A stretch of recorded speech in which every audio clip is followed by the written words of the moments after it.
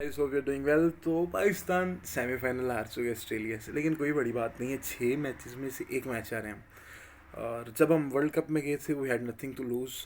और हमने अचीव बहुत किए इस वर्ल्ड कप में। हमारे पास हमारे बैट्समैन के, हमारे प्लेयर्स के ऐसे ऐसे रिकॉर्ड सेट हुए। हमने इंडिया को हराया है वर्ल्ड कप में पहली दफ़ा, और न्यूजीलैंड की सिक्योरिटी का मसला हल किया।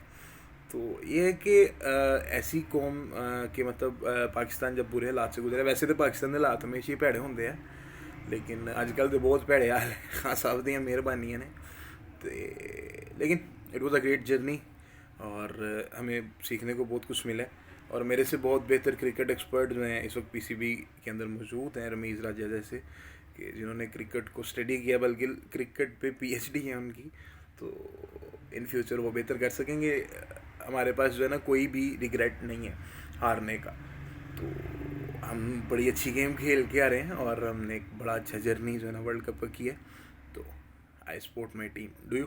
बाकी सनली थी थोड़ी जी बख्श दिया जे। कसर तो उन्हें कोई नहीं चढ़ी रहा आने। अल्लाह हाफिज़।